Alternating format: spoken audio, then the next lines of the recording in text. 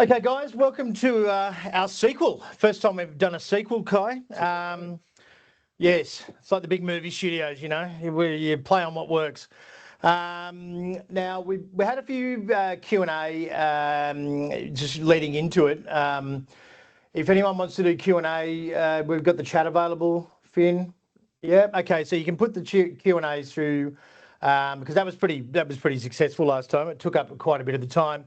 But essentially today we're going to go through, the how what we did last time, how the 5 pillars has worked, and essentially where we're at the moment. So if I can just grab the slideshow.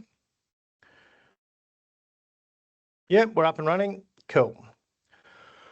Alrighty, so for those of you playing at home, you should you can go to www.mpcmarkets.com.au/AI-SaaS-survivors, or you can scan the QR code.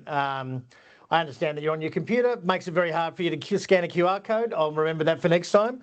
But basically the page where you went and signed up from, essentially. And you've all probably had a look through that interactive map. But we're just going to do a quick summary of last time for those of you who didn't do the last one.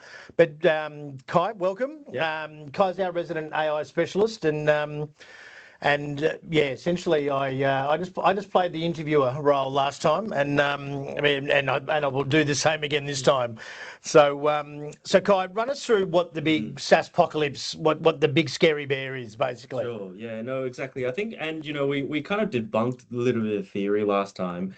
So the argument basically was the industry that with how easy it is to create software in this day and age, that basically all these businesses who built this great software, it's going to be very easy to replicate, and basically they're going to lose all the revenue.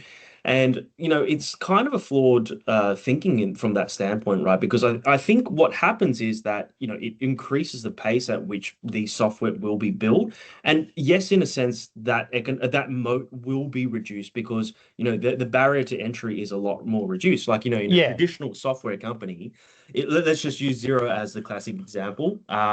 You might need a team of 20 developers or things like that. That will be reduced dramatically. You won't need a team of 20 developers. But I think what the SaaS apocalypse thing was missing is that, again, we're looking at real businesses. We're looking at where revenue comes from. We're looking at their customer base. And we're looking at how actually AI can actually improve that, right? Because we'll talk a little bit about Anthropic and the usage of tokens. But what we're really seeing is people are getting more used to these tools and the digital world. I actually think it will increase the use of SaaS.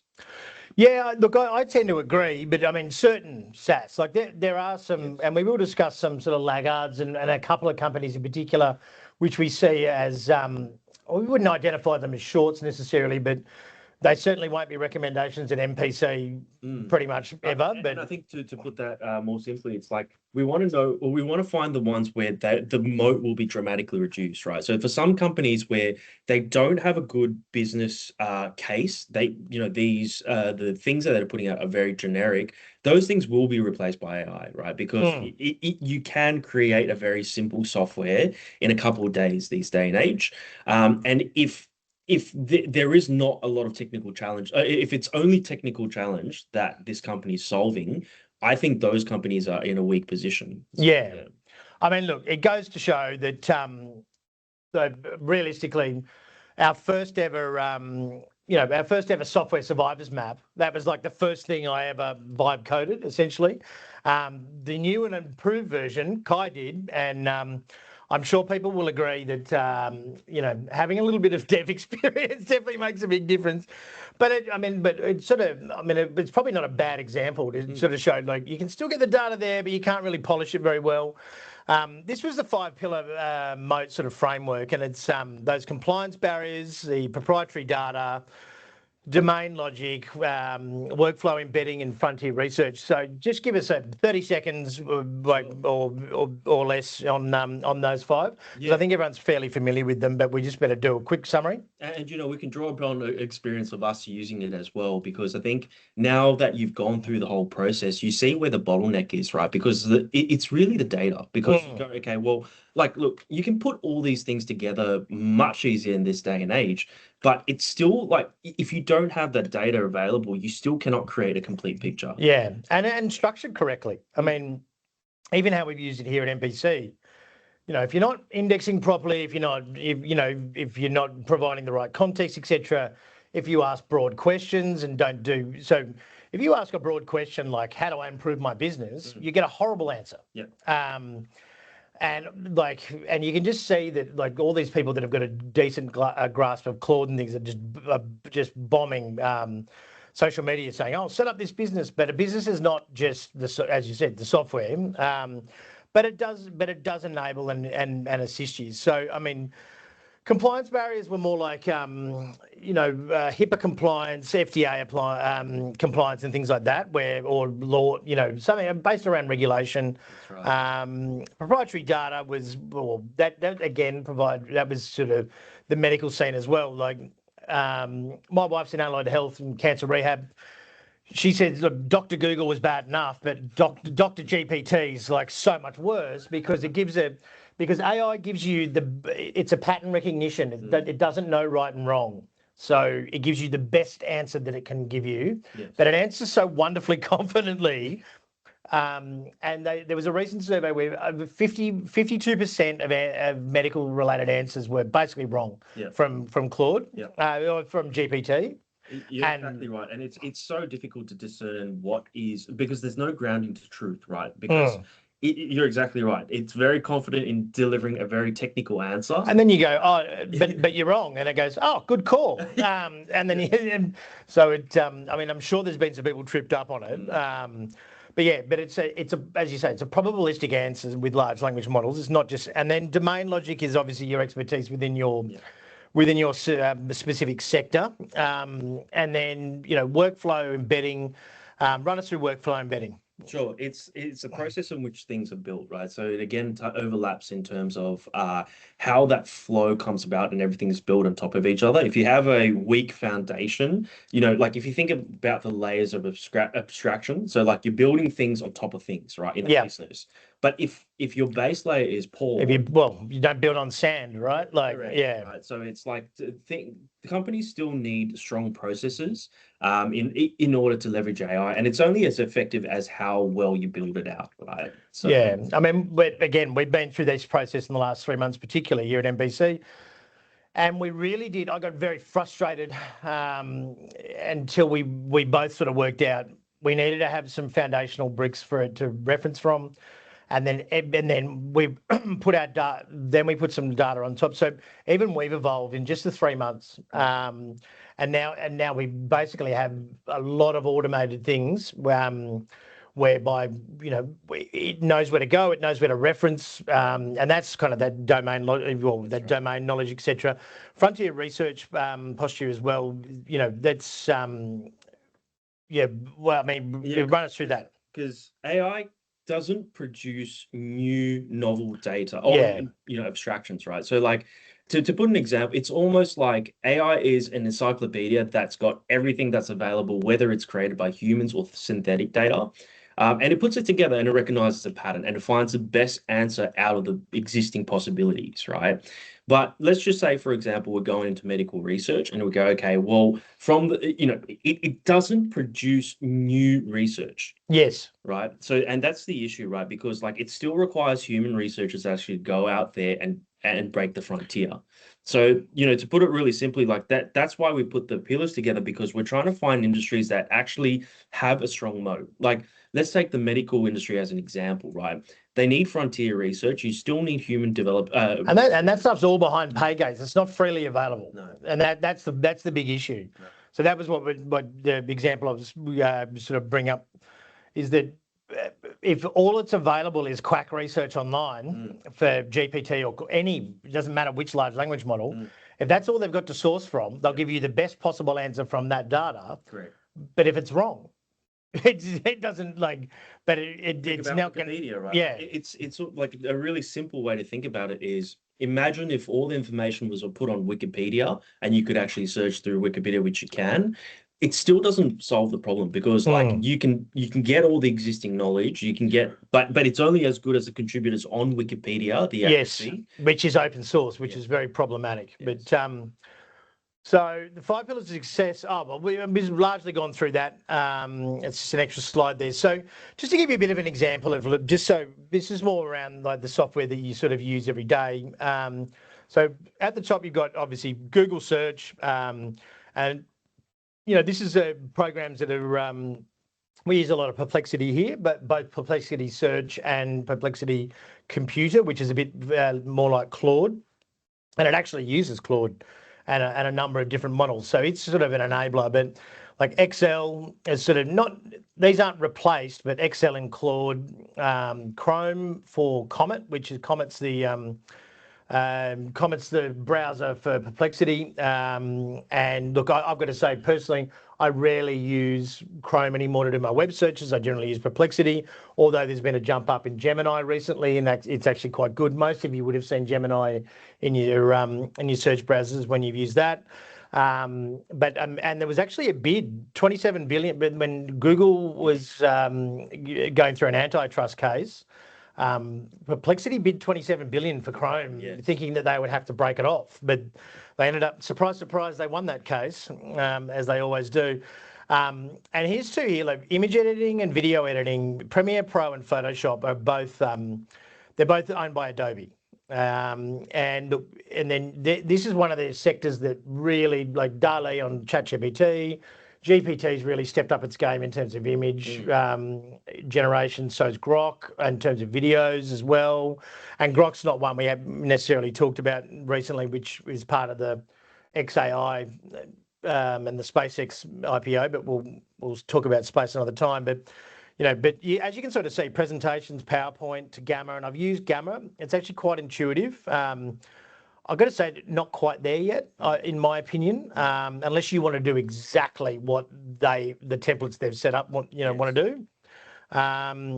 Email, there's a whole bunch of email handling things out there at the moment. I haven't used Nano Banana, but you've used Cursor. Cursor's very good. Cursor's incredible. So that's for coding. So I'm not. They call me the junior dev around here, but I'm certainly nowhere near. So that's kind of an example of even like this is 2024 to 26. Like really, this has kind of happened mainly in the last year. Yeah. And we adopted Claude earlier this year, and it's been very good for certain things, but not for other things. Perplexity's been great at certain things and not for other things. Grok's been fantastic at certain things. Yeah. Gemini was starting to have a little bit more of a look at again, but then we weren't using GPT. It had a model upgrade, and now it's really useful for a bunch of things. So these guys are going to keep leapfrogging each other, and there'll be a lot of the names here on the right hand side that will probably end up in the left hand side column. Yeah, absolutely. And then I think that's really the point of this slide, right? Basically, it's saying that the landscape is really changing quite dramatically in the short and fast. So you really have to be on top of your game when you're assessing these SaaS companies because it creates opportunities as well as losers who will be irrelevant in a couple of years' time, right? So like you really have to have a solid framework to see how they're positioned, right? Because like say for example, Perplexity, they've done an incredible job. I think they'll be around for a long time in terms of I tend to agree because they're very much you can use whatever you can choose whatever model. So you can even use the Chinese ones, DeepSeek and things like that. And you can use Claude, and it's got pre-built skills for Claude, so you don't have to go and build all this stuff yourself. So, and we often say, in the office here, like Perplexity out Claude's Claude, like because it's got these really fantastic inbuilt skills in them, but it burns tokens like a bonfire. So what we're talking about here is so when we first started with GPT, we're talking about the base language models. Now this is what That's a really good example of agentic AI, right? So the reason why Perplexity does it much better is because the orchestration, or you can think of it, the mind behind the processing power, it organizes things better. It's more efficient in doing things, and that's why even though you're using the same language model, you're producing better results. Yeah. So, but this is Anthropic, and look, we've got and from a company level, Anthropic's great in terms of we're like an enterprise build, and as you can sort of see, we were like, this is June 2025, and they were not really. Well, they were a bill maybe, and then you can just see here. This is just February this year. We're getting up to like the 12 bill mark. Now they're looking at an annualized run rate of 47 billion. So back here in December, they made a claim that they were going to be, well, that was their own data, that they were expecting 10 billion. They made 10.9 billion last month. So uptick from MPC.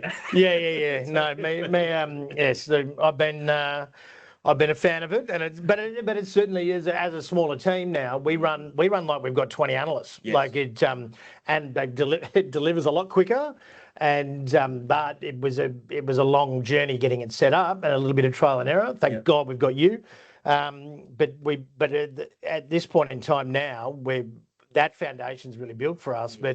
And Anthropic's been a really good, really key. And there's been multiple upgrades over the course of the last few months as well. But the tech's building, and then it was Anthropic's Mythos that really triggered the first bounce in the SaaS sector, which was cybersecurity.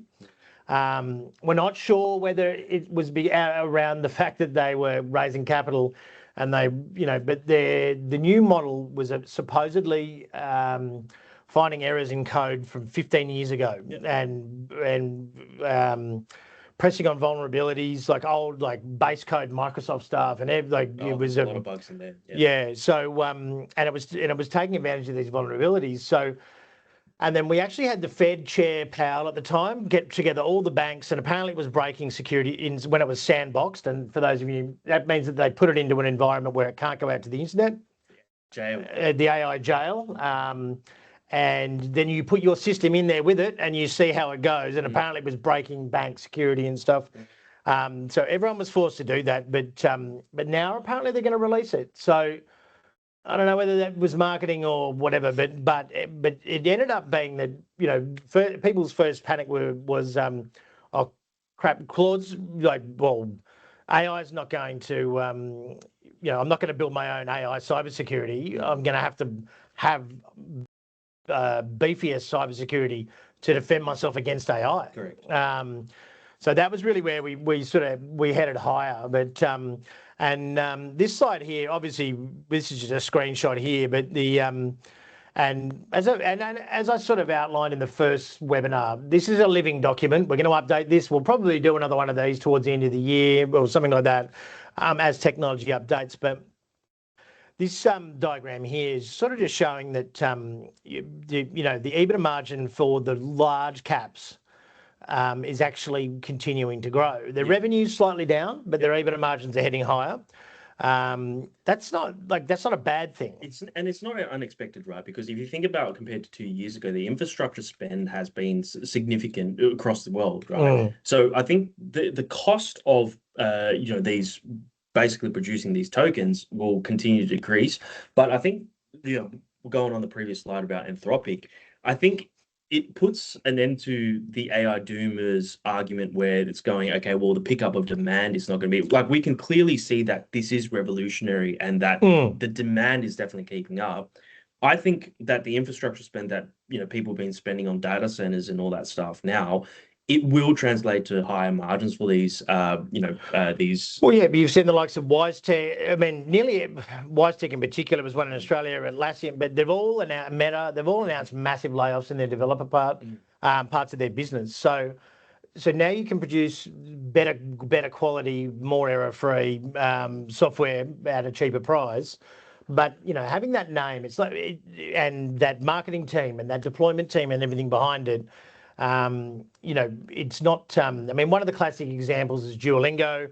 How to build Duolingo in 10 minutes, but yes, you can go and build it, but realistically, who's going to? I mean, Uber Eats exists for a reason. It's because you can't really be asked, driving 5Ks down the shop or 1K down to the shops to get your food. We pay away for convenience all the time. That's one of the commonalities of most of the most successful apps in the world is convenience, and that's really about it. So yeah, I think that we got some performance in the last one. So we did pick out some of these, and we did a structured investment around it, and an enhanced growth structured investment around it, and we had some recommendations out as well. So PME, Pro Medicus and Viva, both we're in the medical sector, and that was my favourite one, but it hasn't really performed anywhere near as well, as the others really. WiseTech and T&E were the enterprise resource planning ERP. T&E is really shown itself to be a deployer in a way. So the AI is actually benefiting them but they're showing large enterprises how to actually, roll it out because, it's all well and good to go. Yeah, one go, but you're not going to get let loose on your company network of a Fortune 500 company. Just because Joe down in IT is not too bad at Anthropic, right? So these things have to be done properly, and we'll talk about another deployer soon. These two I'm confident in all of them, obviously. I didn't expect this one, the CrowdStrike and Palo Alto, but that Mythos scare provided a catalyst. Yeah. And whilst they've come off in the last couple of days, at the time that we put out the first thing for the web invite for the webinar a week ago, they were up 90%. Yeah. Both of them. In that 3-month period, and we did trim out of half of that strategy up around about 248% because it's got a bit of we bought calls, so upside leverage in that. We were very unlucky to miss the highs by basically by 1 day essentially. But that would have been somewhere around the 300 to 400% mark in terms of the return on that. And the rest of these are, look, obviously you've still got WiseTech down 16 and Vive down 6. But look, I think overall there's been some really positive price action signs. WiseTech's had other issues. Not entirely sure why the pickup hasn't been in Vive. We've seen Microsoft recover quite a bit. Actually fairly well. Yeah. And I think especially in the healthcare sector at the moment, there's a lot of reshuffling globally, not just in ASX, of course, but I think in the US as well. Right? So it's not immune to these SaaS companies aren't immune to industry specific context. Yeah, and healthcare's been so out of favour. Pro Medicus has done very well to get up as far as it has, and it got the Kai Chen bump on the call the other day. I think you basically said it was a buy the day before it started to rocket up. But I think CrowdStrike and Palo Alto, it doesn't really make sense for where we are in that the hour cycle, because security is a massive concern, right? And you're exactly right, bringing up Mythos. But Mythos is just it's just an example of what can happen. Yeah. Right? Because really, if you think about traditional network security and so forth, it's a lot easier to defend against these attack surfaces. So basically, you block off the network in some way or whatever. But now, because AI, there's so many more surfaces to cover, the only way to actually defend against that is by using AI, right? Because otherwise you couldn't possibly think of the possibilities that it could attack from. So, but I think these will continue to go up, the cybersecurity things. I think it's just in a really good place. Yeah, and look, I think as well that, like I said, that healthcare sector as well, I think the sector has really screwed with, the negativity around the broader healthcare sector. And I'm not entirely sure why there is such a negativity around it at the moment. I'm sure as I suppose all the money's been flowing to these chip stocks, etc. And then I think WiseTech, once it gets some governance things out of the way, we'd probably head back a little bit higher. So, so we've been through this. So there we have. I'm being a very poor host here with the slideshows. So ServiceNow, AI beneficiaries. So this is one that we kind of discussed. I think T&E's proven the point a little bit, whereas ServiceNow hasn't really popped as yet, and people are still very nervous. But they're the only people that can deploy this on a large scale at the end of the day, and they've got pre-boxed agentic AI and things like that, where basically you can come in and if you've got 5,000 staff, like I said, Jimmy from IT is not going to roll this out for you. So you go to someone like ServiceNow or you go to someone like TechnologyOne. And they do have all those building blocks that we were talking about before, which we found so incredibly useful, with all your policies, all your company information, what your data layers are, what your organizational levels are for management and staff and communication, et cetera, et cetera. They go and embed all that stuff, and then they go, well, this is what applies to you. Yep. So, I mean, this is the sort of thing that it didn't have a great earnings, and like I said, I think that there's still suspicion around it, but I think in the long term, like I said, technology, which is weird, the US tends to be a bit more bullish when it comes to just generally than the ASX. But I think that in Australia, I think we've all sort of identified that, and TechnologyOne's rallied very nicely. I think from around about the 21 mark, I think we may have put the recommendation out to, it's in the mid 30s now. So I think this one's pretty good in terms of that. I mean, I've had a look like an eye on it, and I think the assist is which is the agentic out of the box solutions for these large enterprises. That's their fastest growing sector by far. Yep. And whilst they're a seats model, which everyone hates, because they think that we're going to have less staff essentially, but that new, I think it's called Now Assist, that part of the business, if it starts to overtake that seats model part, and then all of a sudden you're paying per what every agent does.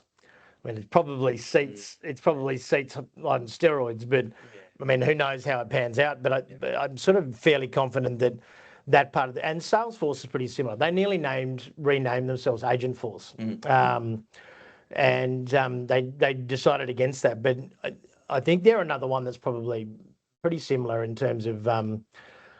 I just don't like the CRM part, as we're about to probably discuss. Yeah, I think we're still on that infrastructure part, and we talked about this a while ago at the beginning of the AI boom, and it's like, how will this evolve? Taking the internet age as kind of inspiration of how things evolve. I think the foundation layer is now being very built, like data centers, the base language models, that all those things are basically at I wouldn't say maturity, but it's mature enough where you can see how it's formed. Infrastructure, and that's what they form, like ServiceNow, TechnologyOne. People need to have this rolled out. Yeah. Right? So it's like IT back in the old days. You still got to build your router, you still got to have all your like the base infrastructure in order to enable this capacity. But I think the next stages will be more use cases, and we're still not seeing the maturity of that, this true AI SaaS companies yet. Yeah. But you need those base layers built out, and we're seeing that done. And we've seen a bit of a bounce in the likes of Oracle, which sort of sit between, they do physical data center, but they also do software in the data center. But one thing which before we get to the losers,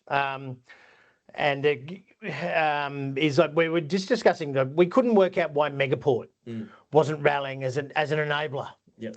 Because I mean, it doesn't necessarily own data centers, but it's the company you go to get all the licensing you need and package everything up, like not necessarily set everything up, but they're.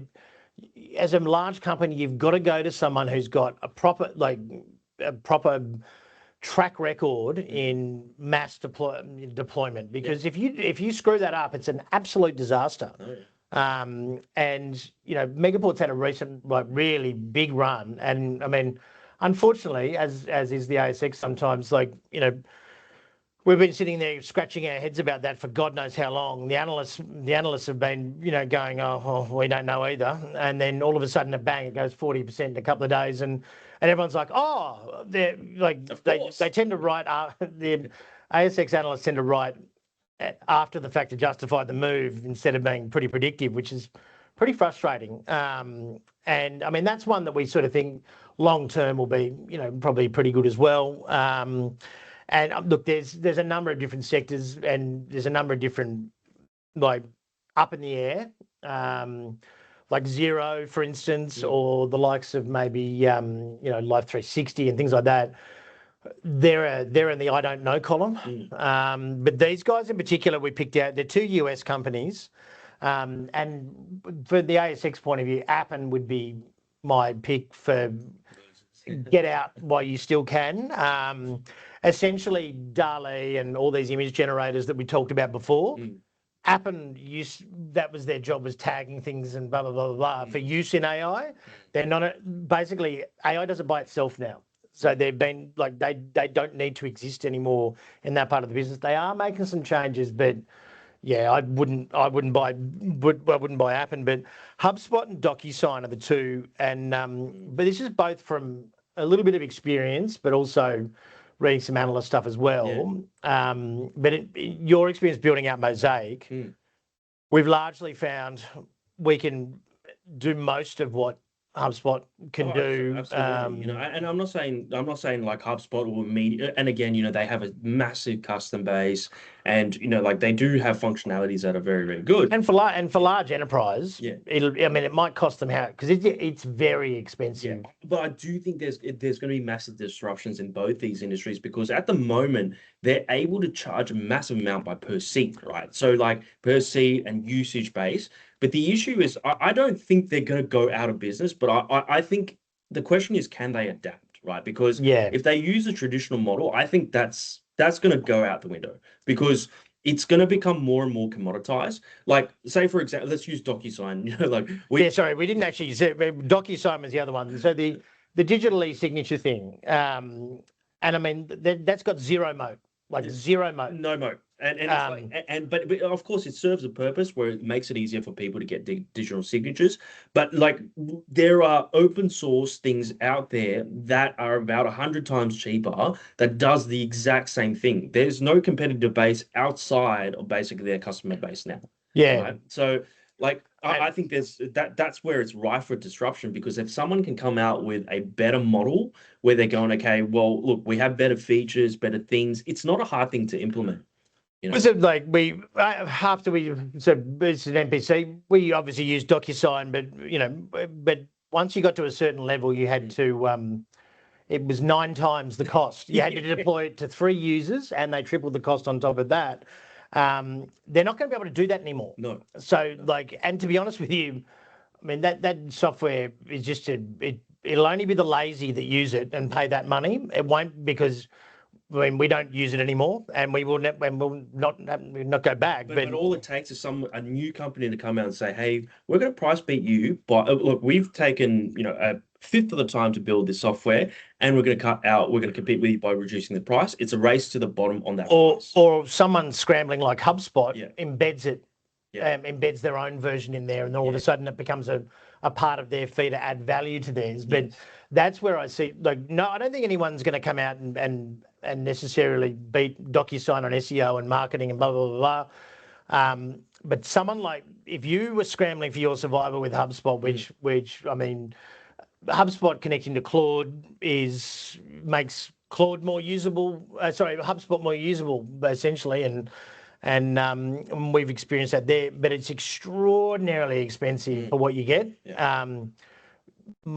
Multiple of the large language models, if you give them the permissions, can do most of the job.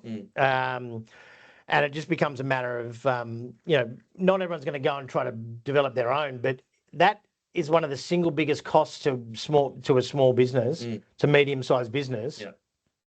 I know from a boardroom level point of view, you go down you've got your revenue and you've got your expenses. we need to cut costs. The big flashing red sign that sits over how much that software costs. And you know, if we were to be silly enough to be paying whatever it was for this, you'd be going, well, they're the two. I don't think they realise how much they're long-term damaging their brand, because that from a board, C-suite level, you would laser in on how do we get rid of that, and then people start thinking about it like. So they need to. For them, it's actually a pricing model issue. They actually need to readapt their model. Otherwise, I think there's going to be a lot of disruption in that field. Yeah, I mean, look, it can replicate 70 to 80%. I think internally we've probably replicated that almost by pure chance, really. You know, because it can connect in. But they're two that definitely you need to look out for. But in terms of Q&A. Hopefully we've had a couple of questions come through, but we've had a couple from email. So Louise from Melbourne is asking, do you think it's worth investing in OpenAI when it goes public? So yeah, that's the big question. I think the two big IPOs will be Anthropic and OpenAI, which are going to list. So OpenAI lodged with a $1 trillion valuation. I'm not like I'm pretty sure Anthropic's probably just gone past maybe OpenAI in terms of revenue. 3 months ago I would have said no, because GPT was lagging, and then that upgrade recently it does a lot of things really well. You've still got. I have concerns around what their CFO said recently that basically they need to exponentially accelerate their growth. Otherwise, they're not going to be able to meet their commitments. That concerns me. You're exactly right. I think that serviceability question is actually a big one for them, right? And I was just thinking about that, where you know, like say for example, Google or even Meta in a way, right? They have the infrastructure. Ready to go. It's their own infrastructure. Whereas, you know, Anthropic, it's tied to AWS as a processing power, and OpenAI with Microsoft, you know, using it. So like with these two companies, they're great at frontier models, but the issue is they actually need to sort out their cost and infrastructure problems. So, and so there's a few what ifs, and look, even like whilst Anthropic's been great here, and we've seen that leap in ChatGPT. Look, I mean, it does seem to be that Anthropic seems to be the popular kid. I guess with the revenue chart, like it's like we saw at the start of the webinar. It's pretty easy to be and look, and I think they market themselves pretty well. I think that IPO. People don't tend to like Sam Altman. There's questions around ethics, whereas Anthropic's been very at the pointy end of you know, saying that they dug their heels in and didn't refuse the Pentagon's contract, and that won them a lot of favors as well. These things, I think SpaceX has really just blown the door open, and these guys are going to try and list like soon. And I'd probably be more bullish Anthropic's IPO as opposed to OpenAI. But they're going to be around about the same. It was at 985. They did a cap raise out the other day, so maybe they're going to, like, if that run rate keeps accelerating like it is, you might see a bit of a jump up. But look, I think it's all they're going to be loss making.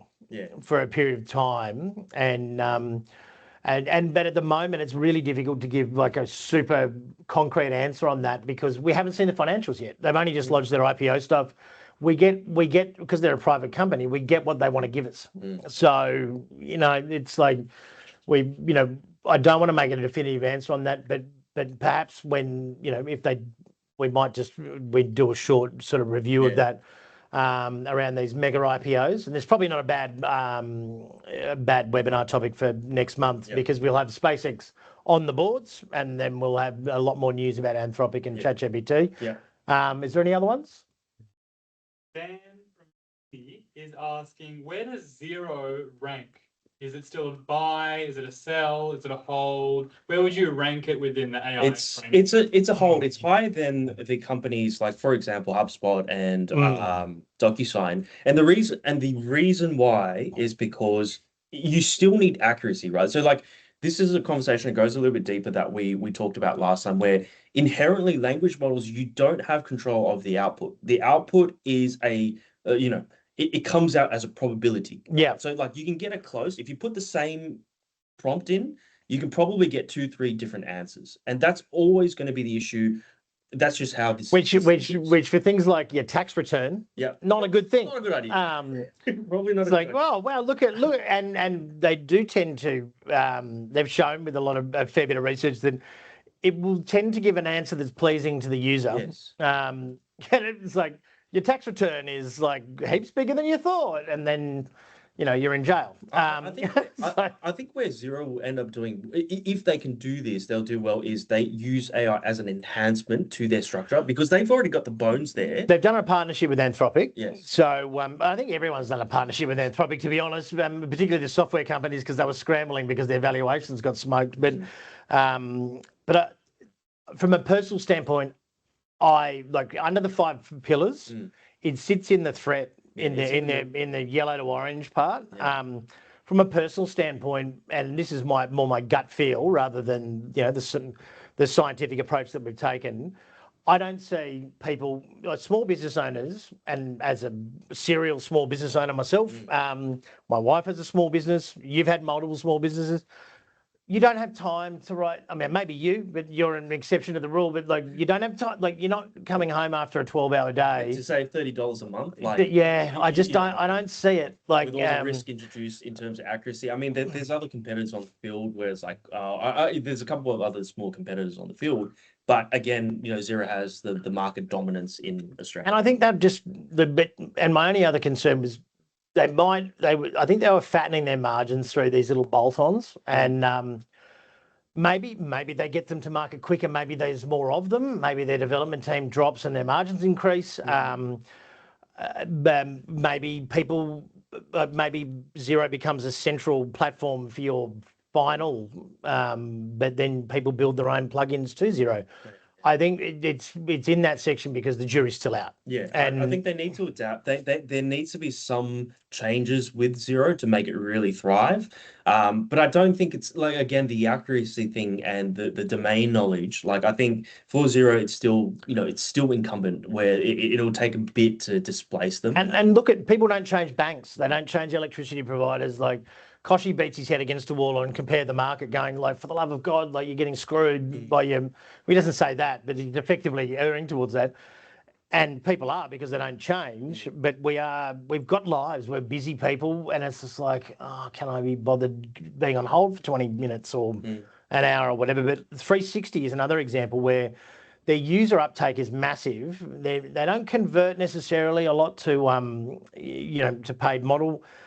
They are going to do a lot of other things like advertising, yada yada, which AI might help them. But the bottom line is that functionality has been available on Google, Facebook, and Apple platforms for years. They just packaged it up and put a ribbon on it, and they keep getting users.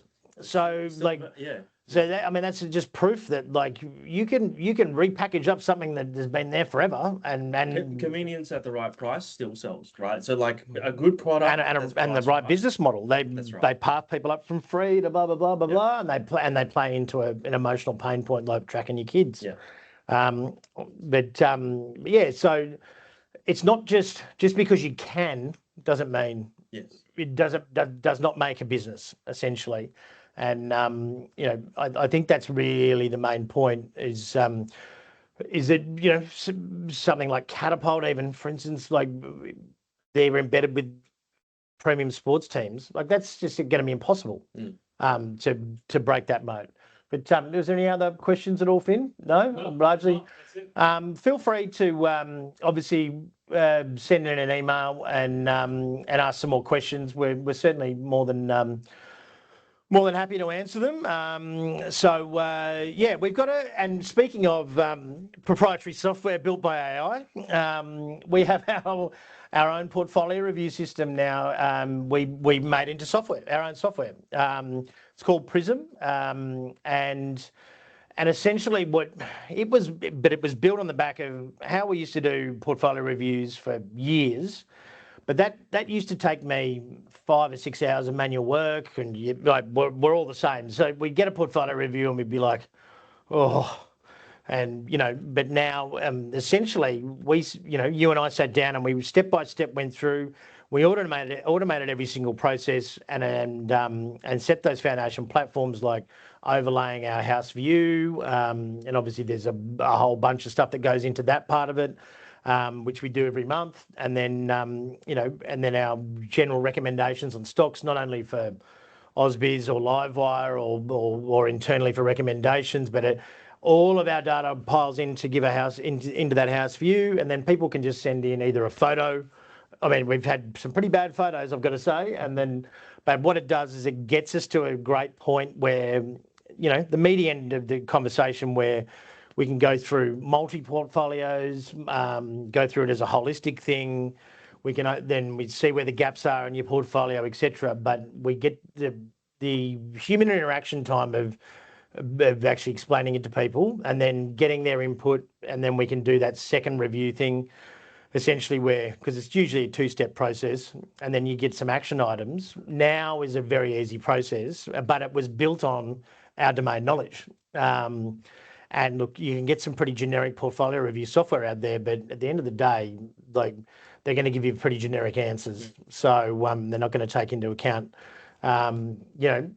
whether you don't want to sell a certain stock or blah, blah, blah, blah, blah, or whether you like a certain theme. So, yeah, so basically, you can scan or you can email us as well. And I think there's a button on the website on the homepage where you can click portfolio reviews. You can just lodge there. You can choose myself, Kai, or Jonathan, or if you don't care, you can choose I don't care, and then you upload there and go from that point.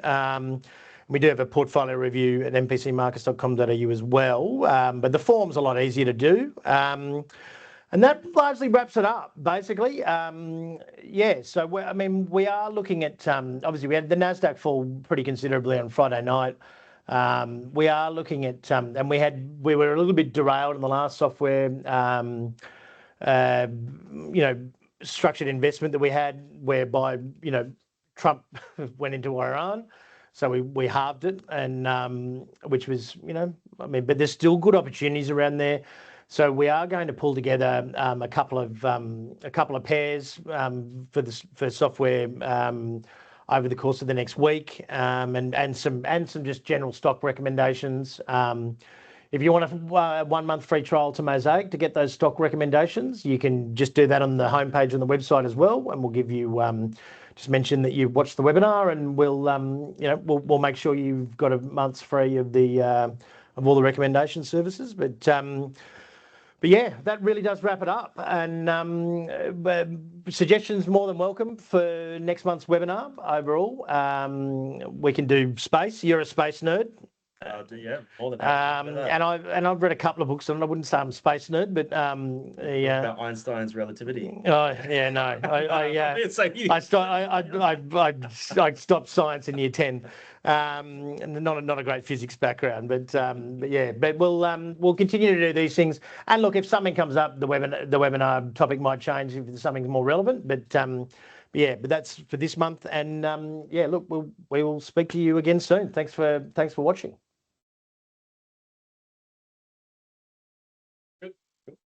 Good.